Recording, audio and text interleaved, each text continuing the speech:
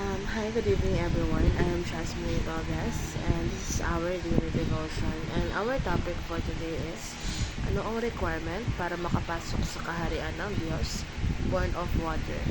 In John 3:5, it says here, Jesus answered, "Very truly I tell you, no one can enter the kingdom of God unless they are born of water and the Spirit." So, born of water and the Spirit.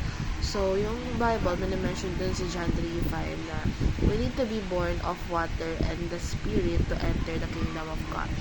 So, this means more than just being physically born. It means being cleansed and changed by God's Spirit. So, there are actually different ways people understand this born of water part.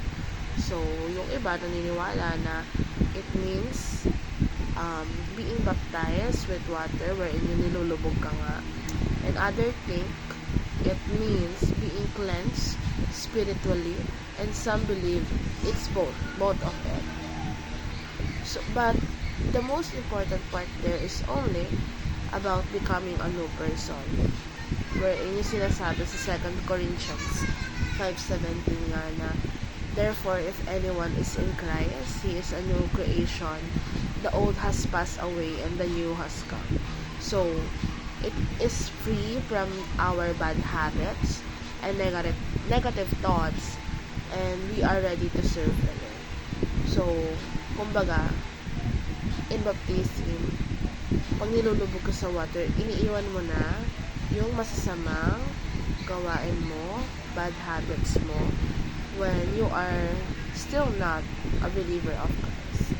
And then yung pag-ahon mo doon sa pagkalubog sa'yo sa tubig, that will be the start of the new you with Lord while doing the Christ-likeness. Ayun yung sinasabi sa topic natin today. So, that is our topic, ano ang requirements para makapasok sa kaharian ng Diyos. And it says already on the verse of John 3:5. Have a good day and bye for now.